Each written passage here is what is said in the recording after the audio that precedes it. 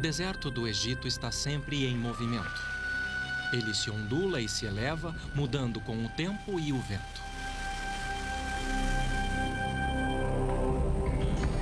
Elevando-se das pedras do deserto estão as marcas do homem. Vestígios de suas ferramentas permanecem, mas o intelecto que concebeu tais maravilhas está envolto em mistério. Uma nova pesquisa joga luz nas perguntas mais recorrentes sobre o que os antigos sabiam. Sempre fui fascinado por civilizações antigas. É um fascínio que vai muito além dos grandes monumentos que os antigos deixaram para trás.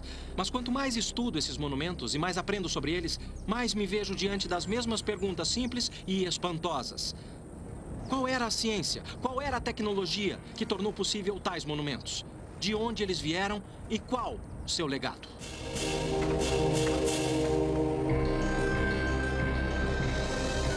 Sabedoria e antiguidade. Os egípcios.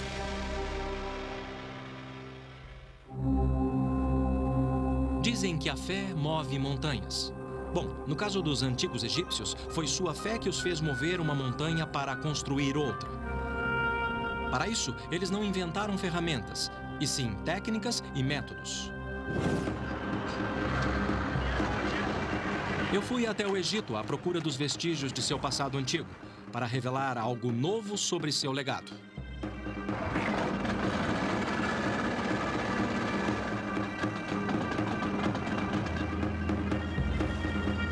Percorrer o lendário Nilo é como voltar no tempo, entrar num antigo labirinto de mistérios que tem nos levado a exemplos palpáveis do conhecimento e percepção antiga. Os antigos egípcios viveram num mundo sem ciência, num mundo cheio de mistério e poucas explicações. Seu legado começou há 7.000 anos, quando eles buscavam aproveitar os recursos do Nilo. Todo ano, o rio enchia com a neve derretida das montanhas etíopes a 1.900 quilômetros. Para a maioria, a cheia era uma bênção, pois durante o período de seca havia fome. Mas a inundação trazia boas colheitas e vida. Imagine você que 97% do Egito de hoje é deserto.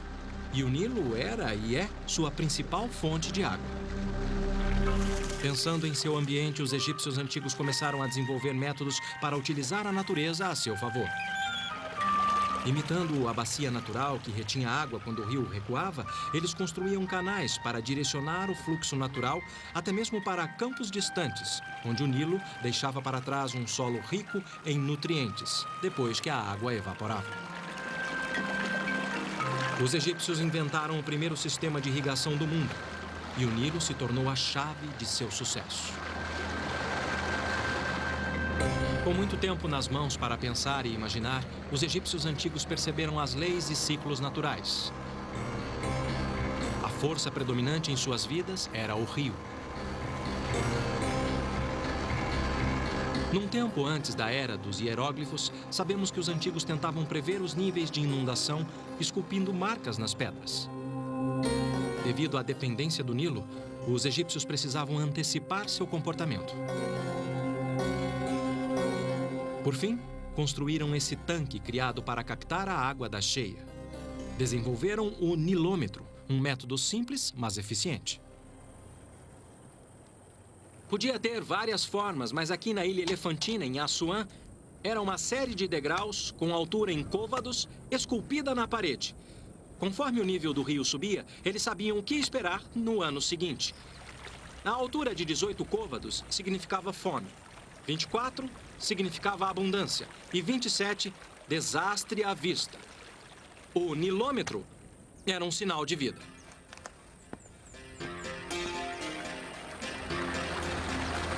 Acompanhando os ciclos da natureza, eles dividiam o ano em 3 estações. Primeiro vinha a estação da cheia. Depois, o escoamento, estação de semear e colher. E, finalmente, a seca inevitável, que durava até o ciclo de vida do Nilo se repetir. Os antigos dividiam cada estação em 4 meses, com a lua definindo cada mês com um ciclo de 29 a 30 dias. Dos vizinhos suméricos, os egípcios antigos já haviam adotado o calendário de 360 dias. Mas a lua, como referência, não fornecia a precisão necessária para prever a inundação.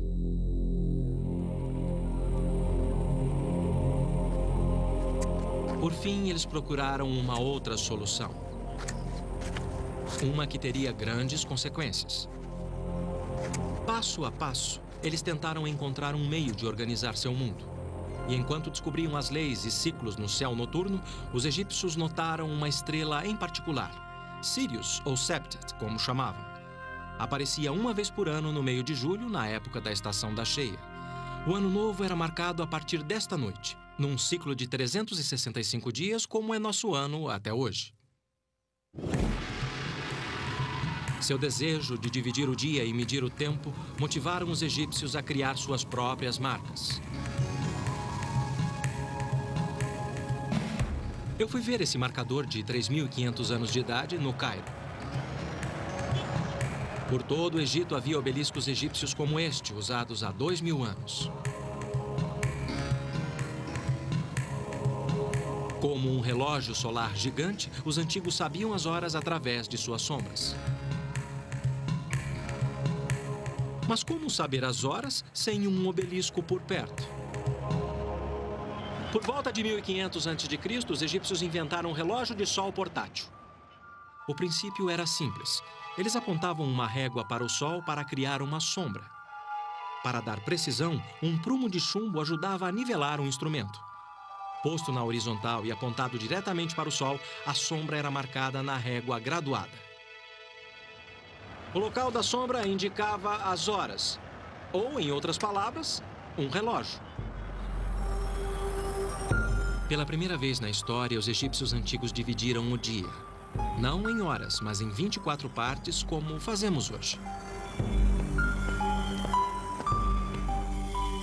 Apesar de perceberem as leis e ciclos da natureza, ainda havia um mistério a ser desvendado. O sol morria à tarde para renascer no dia seguinte. O Nilo inundava todo ano e suas águas traziam vida. Mas quando as águas recuavam, elas traziam morte. De seu ciclo natural, os antigos devem ter concluído que havia mais vida do que o olho via. Havia dois lados da moeda. Deste lado, vida. Do outro lado, o pós-vida. Mas tinha um problema. Se você precisasse de um corpo nesta vida, também precisaria de um na pós-vida, de preferência o seu, e intacto. E isso criaria uma repercussão. No começo, os egípcios enterravam os corpos na terra, envoltos em linho, sob as areias movediças do deserto. Mas as tempestades de areia quase sempre devastavam as sepulturas e espalhavam os restos de seus ancestrais pelo deserto, destruindo os corpos que eles tanto precisavam. Pois, segundo eles, sem um corpo intacto, não havia pós-vida.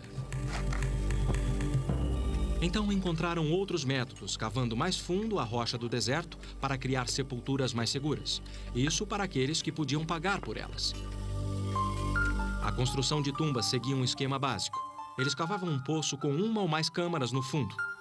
Depois que o corpo era colocado ali, o poço era lacrado com areia ou pedra pesada e a entrada coberta com tijolos de lama.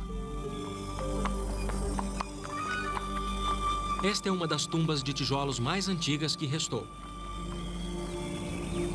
Esta é grande, mas havia de todos os tamanhos e formas.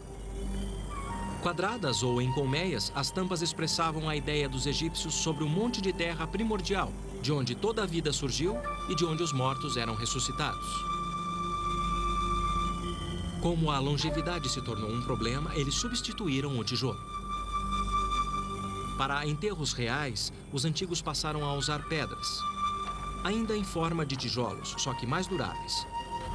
Com pedra, os egípcios construíram as superestruturas mais antigas da história da humanidade. Estas são mastabas, tumbas retangulares achatadas, um termo árabe para bancos de pedra. Mastabas se tornaram sinal de status. Aqui em Gizé eu percebi que quanto maiores os blocos, mais elaboradas eram as tumbas.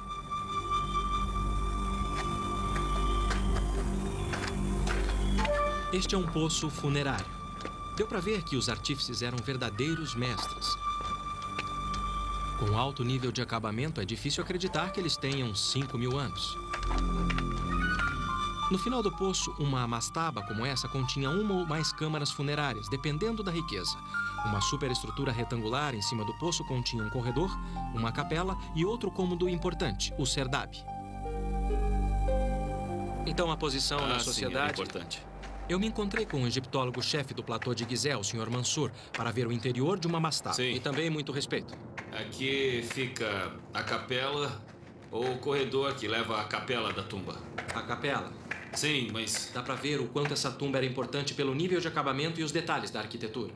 E aqui, antes da capela da tumba, você vê o corredor. E nesse corredor, quando você olha para o teto, você vê que eles construíram um teto abobadado. Blocos de pedra maciça formam a parede e o teto de 2 águas. Através do ajuste correto do triângulo, os engenheiros da antiguidade calculavam o arco e esculpiam a pedra para criar o teto abobadado. Foi uma das primeiras aplicações da geometria. Eles pintavam esse corredor e as paredes com cenas do cotidiano. E cenas que O Sr. Mansur salientou que os egípcios levavam presentes e pertences para as suas sepulturas e que todas as pinturas de parede substituíam o mundo em que viveram. As imagens eram tão boas quanto as reais e retratavam atividades como a fabricação do vinho e detalhes de seu dia a dia como fazendeiros. Cada pintura é uma oferenda mágica e eterna expressa em arte. Numa tumba adjacente, eu encontrei uma presença poderosa, a entrada da alma e sua estátua. Além da alma, os egípcios acreditavam que uma pessoa tinha corpo, personalidade, imortalidade e nome. Sem um corpo intacto, ou pelo menos uma estátua para a alma habitar, uma pessoa não tinha uma sombra e, portanto, não existia.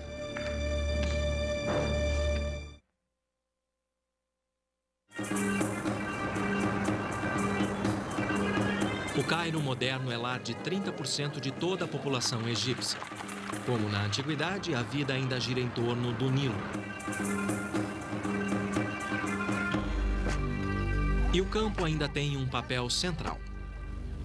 Os antigos usavam ferramentas básicas e, mesmo assim, desenvolveram métodos criativos e inteligentes.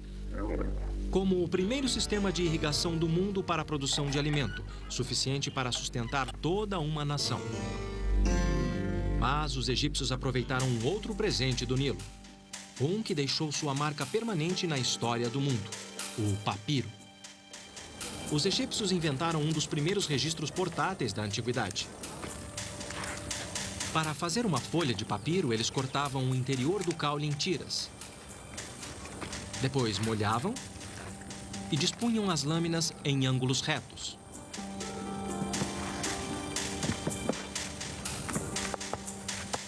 As batidas davam início ao processo de fusão das fibras.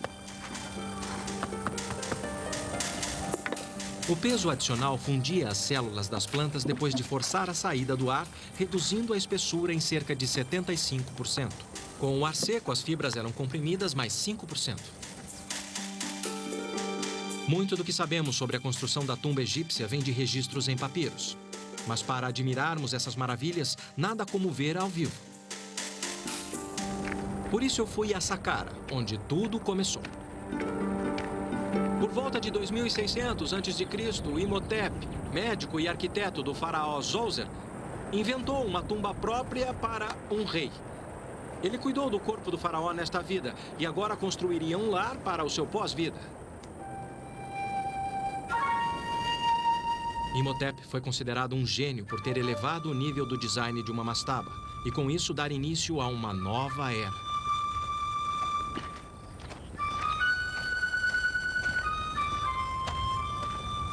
Imhotep começou com uma mastaba, que ele expandiu em 2 lados, e a partir deles construiu em volta uma pirâmide de 4 degraus.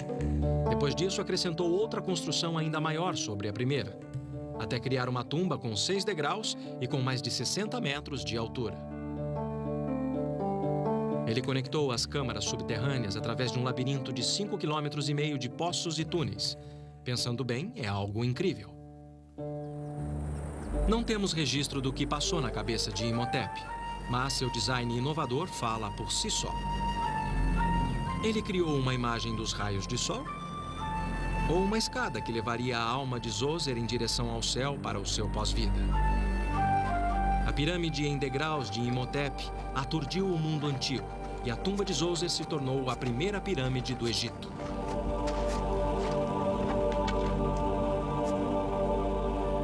Tentativa e erro, sucesso e fracasso. Não sabemos as curvas de aprendizado dos sucessores de Imhotep. O fato é que ele deu início a uma nova tendência.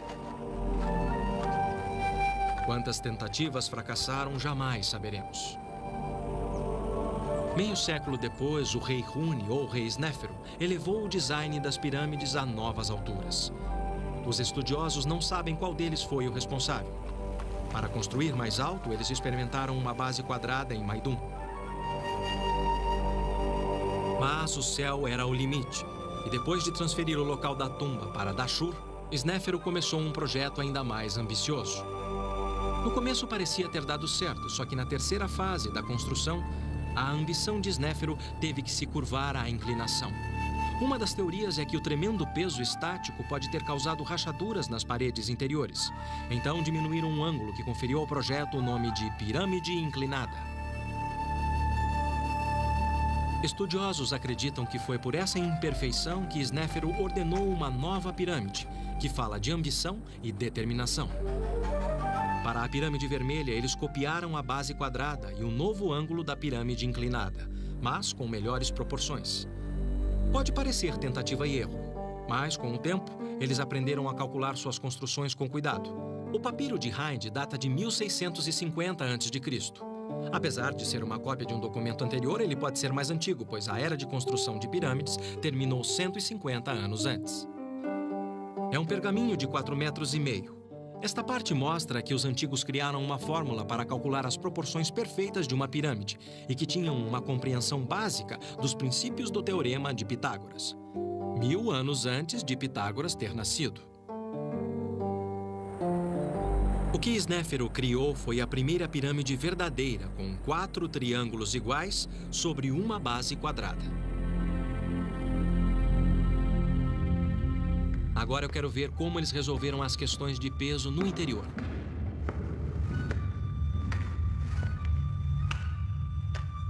Um corredor leva a 2 antecâmaras e uma câmara funerária. Elas ficam no centro, cerca de 27 metros abaixo da entrada. É impressionante a precisão com que os egípcios assentaram esses blocos, considerando seu tamanho e peso.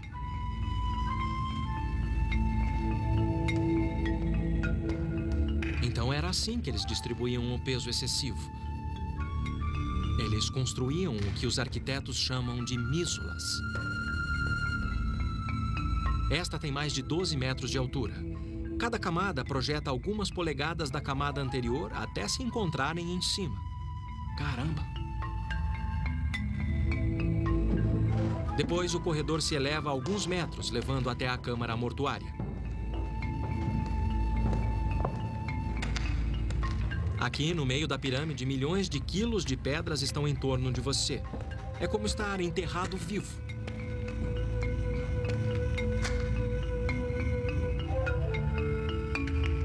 Há muito tempo os ladrões limparam este lugar, mas o ar aqui dentro parece não ter mudado em milhares de anos. Por esta passagem estreita não entra ar fresco, apesar de o teto ter 15 metros de altura. Sufocante é pouco.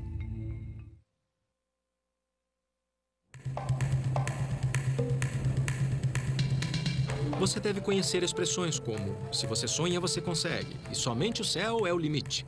Quando eu visitei lugares antigos do Egito, eu vi que esses aforismos eram verdadeiros há muito tempo.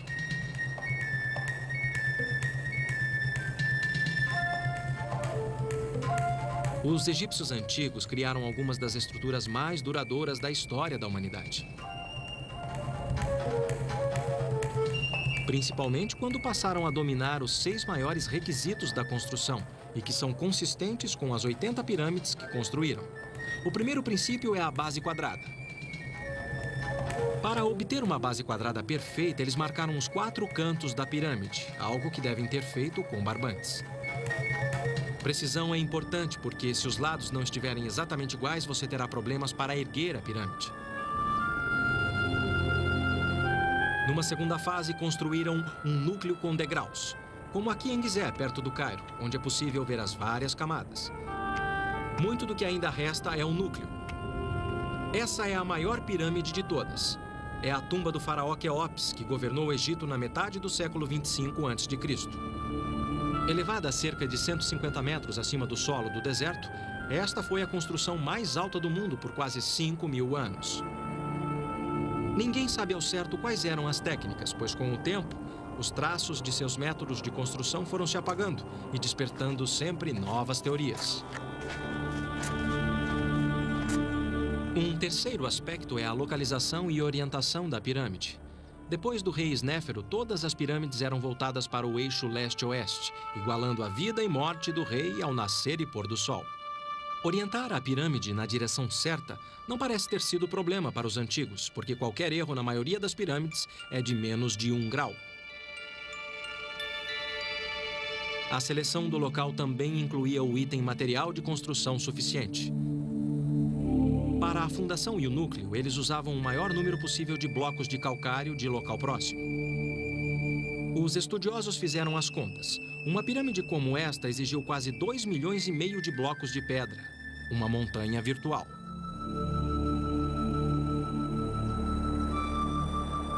Aqui na pedreira da pirâmide dá para ver onde eles cortavam os blocos do leito de rocha.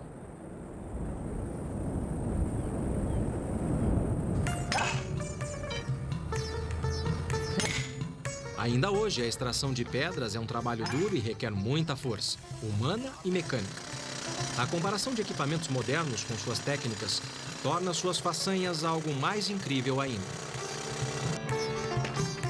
Eu vim até uma pedreira antiga em Assuã, no sul do Egito, admirar sua determinação.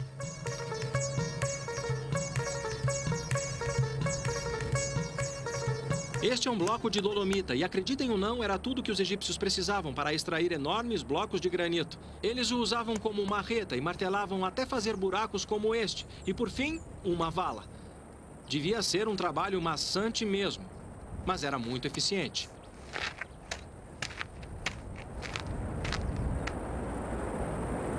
A questão era fazer o trabalho e outras pessoas arrastarem os blocos para o local da pirâmide. Eu me encontrei com Dennis Stocks, estudioso e autor de um livro sobre a técnica de trabalho em pedra no Egito Antigo. A questão era quadricular para isolar blocos prontos para serem extraídos e colocados na pirâmide. Ele explicou como eles moviam esses blocos para construir o núcleo da pirâmide. Considerando os diferentes tamanhos, provavelmente eles usavam diversos métodos. Em alguns casos, só arrastavam os blocos, e em outros, usavam trenós e roletes de madeira. Os blocos maiores eram colocados com simples alavancas de madeira.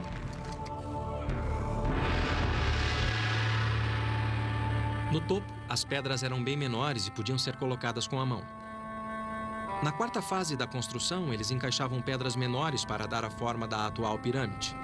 O truque não era tanto o formato perfeito de cada bloco, mas o peso total de cada fiada, que tinha que ser absolutamente idêntica. Como vocês podem ver, as pirâmides foram construídas com pedras de todos os tamanhos e formatos. Algumas tão grandes quanto um caminhão, outras do tamanho de uma geladeira, todas encaixadas com exatidão. Como se isso não fosse difícil, os construtores tinham que manter um ângulo constante de uma fiada de pedras para outra. Só assim eles podiam dar à fachada a lisura de um pedaço de vidro e manter os ângulos, com a precisão de uma lâmina de barbear.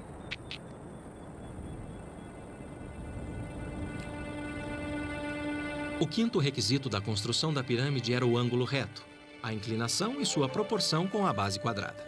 Isso era crucial em termos de durabilidade. Por último, havia os blocos de acabamento brancos e lisos em calcário. Na maioria dos casos, eles foram retirados quando as próprias pirâmides se tornaram pedreiras. No topo da tumba de Khefren, filho de Quéops, resta um fragmento. Eu soube que o Dennis fez pesquisa sobre os blocos de acabamento. Eu me encontrei com ele na Vila Faraônica em Gizé, onde ele preparou uma aula para demonstrar as técnicas antigas para trabalhar com pedras. Quando eu cheguei, Dennis estava preparando um bloco de calcário. Muito bom, obrigado. As ferramentas que ele preparou são incrivelmente simples. Eu estava curioso para ver como eles as usavam. Jack, venha dar uma olhada nisso aqui. O que temos aqui, Dennis? Bom, esse bloco de pedra é idêntico ao que eles usaram na Grande Pirâmide, particularmente no acabamento. Como eles conseguiam polir o bloco para servir de acabamento? Bom, para começar a polir, vamos usar uma ferramenta como essa. Isso é um cinzel de cobre. O cobre veio de uma mina de cobre do Sinai. Está Tá. vendo? Dennis disse que os antigos usavam 3 materiais naturais: minério de cobre, sílex e areia. Com o minério de cobre, eles faziam cinzéis, machados, brocas e ponteiras. Eu sempre achei que o cobre fosse um material mole. Como é que o cobre pode talhar uma pedra? O segredo é que esse cinzel é martelado a frio. Não é como os cinzéis de aço modernos. Isso endurece a ponta, se você deixar esfriar naturalmente. Entendi. E assim você consegue talhar a pedra. Sim, é muito simples. Pegue o cinzel, apoie a ponta e bata devagar, alternando o ângulo do cinzel para obter um corte limpo na pedra. E aí você tem um corte liso o bastante para fazer uma pedra de acabamento. Sim, no final ela fica bem plana. Mas eles ainda podiam usar uma outra técnica, que é uma pedra de raspagem. Ela tem uma borda afiada e pode ser usada assim. Incline a pedra e raspe devagar as saliências do bloco. Então, Jack, por que não experimenta? É bem fácil, não é? É só usar essa sim. pedra, é só alisar todas as fácil. partes salientes. Isso, você pode usar essa pedra até obter uma superfície bem lisa. Polir é uma coisa, mas como é que você sabe que tem o produto final? Como é que você sabe que a superfície está totalmente plana? Bom, eu vou te mostrar. Primeiro, eles precisavam de uma ferramenta de precisão para avaliar a superfície e ver se estava plana ou não. O que significa... Segure para mim, Jack. E deixe bem esticado. Na superfície, desse jeito. Bom, o que temos aqui são 3 tocos, todos do mesmo tamanho. Entendi. Isso é extremamente importante. Então, quando o barbante está esticado, você pode conferir passando o toco embaixo do barbante e, com isso, ver se tem alguma saliência. Quer dizer que se tocar o barbante é porque tem uma saliência, Se não o é? barbante levantar assim, tem uma saliência. Isso é inacreditável. Uma técnica inteligente, mas se você pensar em milhões de blocos de pedra, isso exigia muito detalhe. Eu estou cético quanto à eficiência disso em campo. Então eu desafiei o Dennis para um pequeno experimento. Quando andamos por aqui, vemos que os blocos estão alinhados e aparentemente nivelados entre si. Como eles deixavam tão nivelados? Bom, eles tinham que fazer avaliações. Então, vamos conferir e ver se eles eram bons mesmo. Vamos usar a velha ferramenta mais uma vez. Nossa velha amiga. Tocos e barbante. Coloque a sua ponta neste bloco, que eu coloco a outra neste aqui. Primeiro, vamos colocar o toco no seu bloco. Nivelado, né? Maravilha, Tá aí perfeito. está ótimo, mas aqui está sobrando. Como está o nível aqui? Que beleza! Não resta outra coisa a não ser admiração por eles. Então eles nivelaram certinho. Totalmente certo. Os blocos estão nivelados. Mas isso não era o bastante. Para a pirâmide permanecer estável, os blocos tinham que estar na horizontal. Dennis trouxe outra ferramenta antiga. Nós podemos usar esse nível para verificar se o bloco está mesmo na horizontal. Horizontal como a superfície d'água. Podemos usar a superfície d'água para verificar a precisão do instrumento. Nós fazemos isso marcando uma linha atrás da linha do prumo. Se a medida for plana, isso vai ficar sempre na vertical e a pedra vai ficar na horizontal. Isso. E como está agora? Bom, está em cima. Está bem no meio agora. Tá muito bom. Muito bom. Tá, isso é uma coisa. Se você sabe que o bloco está na horizontal, ótimo. Mas você também tem que ter certeza que as laterais estão na vertical. Você tem razão, Jack. Eles tinham outra ferramenta para esse propósito. E só há um lugar para conferir. Esse é um dos blocos de acabamento que cobria toda a pirâmide. Isso mesmo, Jack. como esse bloco de acabamento tinha que se encaixar no vizinho, a face vertical tinha que estar totalmente na vertical. Eles conferiam com essa ferramenta especial, um prumo em forma de F. E, a propósito, esse é o único lugar no platô onde podemos verificar se um bloco de acabamento está totalmente na vertical. Esta é uma ferramenta simples.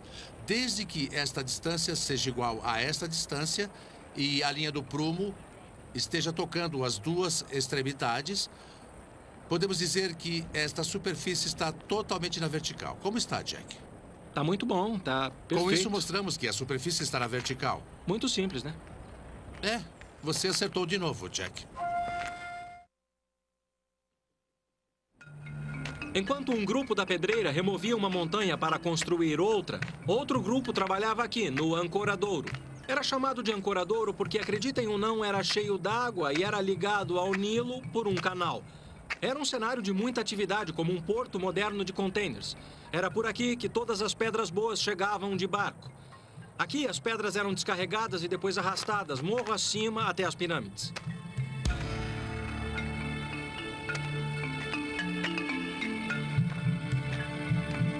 Os antigos sabiam que o ângulo das rampas era crucial.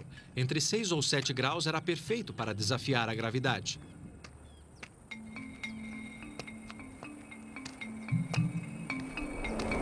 Do ancoradouro, as pedras eram carregadas entre nós, que eram arrastados morro acima, lubrificados com cal e com água, reduzindo a fricção em 90%.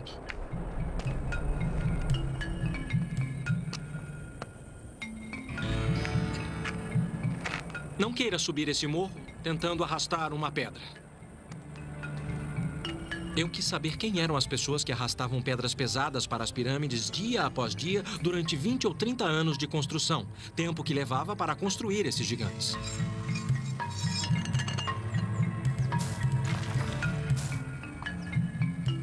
Então fui até o pé do platô de Gizeh, onde estão escavando um cemitério. É o lugar de descanso daqueles que trabalhavam perto da pirâmide. Os túmulos dão uma noção do estilo de vida dos trabalhadores e uma dica da importância socioeconômica que a construção da pirâmide representava para toda a nação. Dr. Hawass, o que as tumbas nos dizem? Esta é a primeira vez que sabemos da vida desses trabalhadores que construíram as pirâmides. Antes disso, sabíamos muita coisa dos nobres, oficiais, reis e rainhas, mas nada sobre as pessoas comuns que representavam 80% da nação naquela época. E aqui o Dr. Zahi Hawass, secretário-geral de Antiguidades, encontrou-se comigo para falar de suas últimas descobertas. Como os egípcios administravam tantas pessoas trabalhando nesta obra colossal? Era um sistema de trabalho forçado, coação ou um sistema de cooperação? Você tem que entender uma coisa importante, que é a pirâmide era o projeto de toda a nação. O país inteiro, 1.600.000 pessoas. Esse era o número de habitantes do Egito naquela época. Dedicavam suas vidas para construir essa pirâmide, porque era para o rei, que na verdade era Deus. Então não tinha um exército forçando escravos? Não.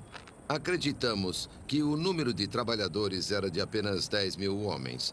Talvez um terço fosse de trabalhadores permanentes que trabalhavam para o rei desde sempre. E o resto seriam homens jovens que vinham para ajudar no sustento da família no Delta e no Alto Egito. Ao contrário do que se presumia, as evidências mostram que o trabalho básico, a força muscular na construção das pirâmides, não vinha de escravos, mas sim de fazendeiros dedicados. Toda família tinha que enviar sua contribuição. Como até hoje, se você for a qualquer aldeia, no Alto ou no Baixo Egito, eles fazem como na época da construção da pirâmide. Se você tentar construir sua casa, vai descobrir que todos os dias, todas as famílias da aldeia vão te levar comida. Construir uma pirâmide era a mesma coisa. Mas e o Nilo e a cheia que ocorria todo ano? Isso afetava o trabalho nas pirâmides? Sim, mas ajudava no trabalho da pirâmide, pois quando a cheia cobria completamente o Egito, não havia trabalho para ninguém. O que você acaba de descrever é como uma pequena cidade. 10.000 pessoas é muita gente. Como eles organizavam isso? Uma equipe consistia de 2.000 trabalhadores. Eles dividiam a equipe em 2 grupos. Cada grupo tinha 1.000 trabalhadores. Cada grupo tinha um nome, tipo Amigos de Quéops, bêbados de miquerinos. Cada grupo tinha um supervisor. Então, os 10.000 trabalhavam organizados em equipes, em grupos, em turmas menores. Assim, a organização ficava bem mais fácil. Eles tinham uma grande área, tipo uma cantina, para alimentar todos os trabalhadores. Havia várias instalações para guardar todo o equipamento, porque o trabalhador não podia ter ferramenta. As ferramentas pertenciam ao governo. Eles tinham pessoas para cuidar das roupas, pessoas para cuidar da comida. Eles tinham pessoas que cuidavam de tudo para eles. Como uma pirâmide. É, por que nos preocupamos sempre com a construção da pirâmide? A administração da construção da pirâmide é mais genial, sabe, do que a construção da pirâmide em si. E é por isso que a pirâmide construiu o Egito. Porque construir essa pirâmide os fez conhecer tudo sobre arte, tecnologia e ciência. A fé egípcia na pós-vida estimulou não só a ciência e a tecnologia, como o comércio.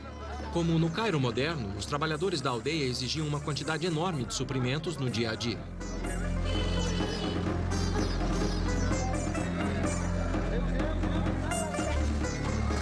Muitos buscavam suprir essa necessidade. E conforme sua crença irradiava além das sepulturas reais, ela atingia cada aspecto do dia a dia dos egípcios. Mais e mais pessoas passavam a suprir a demanda, e assim geravam sua própria demanda. O empreendimento e todos os aspectos associados a ele tornou-se uma grande indústria.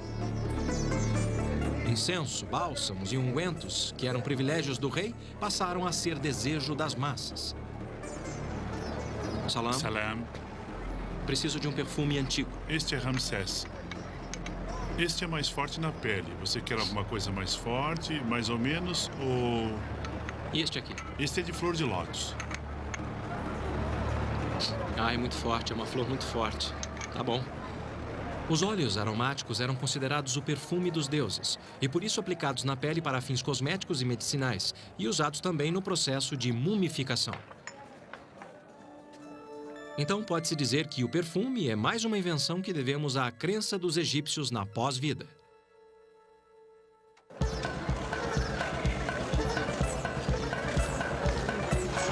Eles também criaram um dos fascínios mais duradouros do mundo. No Museu do Cairo, eu pude ver os resultados impressionantes do empreendimento antigo nas artes e ciências. Apesar de chocantes por sua dura realidade, as múmias fornecem um registro inestimável da crença, ciência e vida dos antigos egípcios. 1,80 m, 90 anos de idade, pai de 100 crianças durante um reinado de 70 anos, o lendário Ramsés II superou os governantes egípcios. O processo de mumificação no tempo da rainha Nedmet incluía colocar natrão, um sal natural, em saquinhos sob a pele e dentro das cavidades do corpo. Quando ela foi descoberta e levada para o Cairo através do Nilo, o natrão, que tinha desidratado seu corpo, absorveu a umidade do rio, fazendo com que sua pele desidratada queimasse. A múmia do rei Sequenenre mostra o mundo violento que ele deixou após um ferimento na cabeça durante uma batalha. Amenhotep I, seu neto, descansa em um manto enfeitado com uma coroa de flores. Como hoje, flores eram sinal de amor.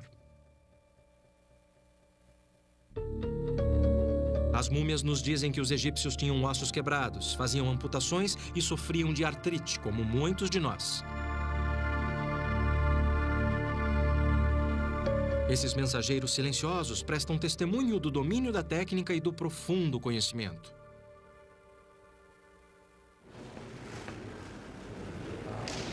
Perto dali eu encontrei outra maravilha antiga, um bloco de granito talhado, o caixão ou sarcófago da antiguidade.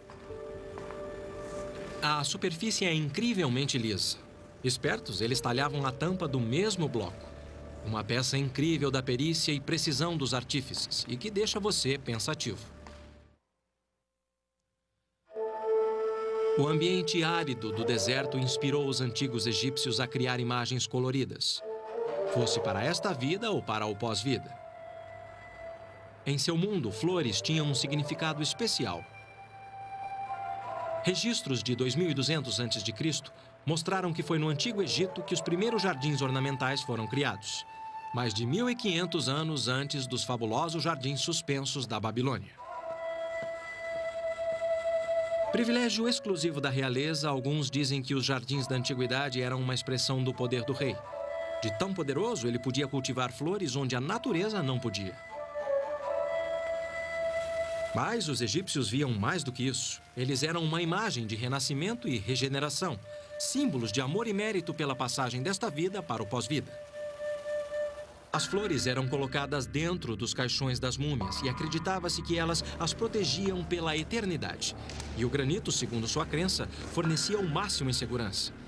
Na escala de Mohs, que vai de 1 a 10, o granito é de grau 7, sendo no mínimo tão duro quanto o aço. Como eles conseguiam perfurar uma pedra tão dura assim, era uma pergunta para o estudioso da tecnologia da antiguidade, Dennis Stocks. Uma das coisas mais difíceis para os egípcios, cujo processo era desgastante, era fazer a perfuração de pedras sólidas. Enfim, era assim que eles perfuravam. Primeiro, eles tinham um tubo de cobre com a haste de madeira atravessando o mesmo, portanto, tem um espaço na parte inferior do tubo. Assim, eles colocavam o tubo em posição e um agente cortante, que é simplesmente areia comum do deserto. Então você despeja a areia dentro para que o cobre tenha uma borda cortante? Sim. Temos um arco longo com uma corda amarrada que dá uma volta dupla em torno da haste. Só falta colocar um componente. Pode pôr a pedra em cima da haste. Agora, isto serve apenas para posicionar e girar a haste. Girar enquanto a parte de baixo gira no buraco. Portanto, se você puder segurar... Quer dizer que isso é o que mantém a ferramenta no lugar. E não coloque qualquer pressão enquanto dois operadores giram a haste. A areia vai cortando devagar e com firmeza, abrindo seu caminho na pedra. E o único fator limitante é a força e o comprimento do tubo de cobre. Entendi. Certo, então é uma técnica muito boa e, é claro, muito econômica. Por quê? Porque você só perfura a circunferência do tubo. O núcleo pode ser atingido depois e você fez apenas um furo. Super tecnologia, com certeza.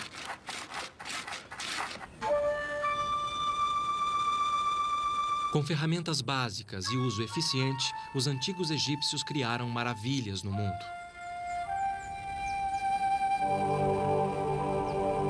E apesar de seu conhecimento e experiência terem crescido, a arte das pirâmides decaiu.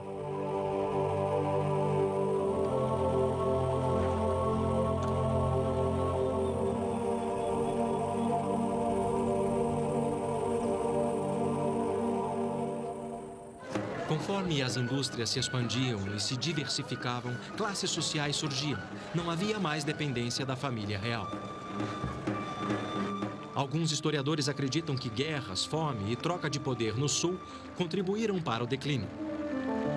Mas levou mais 1000 anos para os egípcios darem o sopro final. Uma nova fé surgiu. E com ela, o conhecido conceito de uma vida após a morte, que argumentava que não era preciso de um corpo para desfrutá-la. O cristianismo varreu o Egito seguido de outras religiões, apagando mais de 3.000 anos da tradição antiga em poucos séculos, ofuscando uma cultura e um estilo de vida que foi definido pelas pirâmides. Em sua busca pela vida eterna, eles deixaram para trás o legado da geometria básica, ciência rudimentar e tecnologia embrionária, preparando o campo do crescimento intelectual em outros lugares. Quando pensamos nas culturas avançadas, científica e intelectualmente do mundo antigo ocidental, tendemos a nos concentrar nas culturas da Grécia e de Roma. Ambas alcançaram sua grandeza, graças em parte ao que os antigos egípcios sabiam. Seu conhecimento não permaneceu preso nas areias desse deserto, ele foi esparramado pelo mundo todo, para além das margens do Rio Nilo. E que finalmente chegou até nós para nos lembrar que, por nossos avanços tecnológicos e científicos, devemos agradecer e reverenciar a esses gigantes, conhecidos como os egípcios.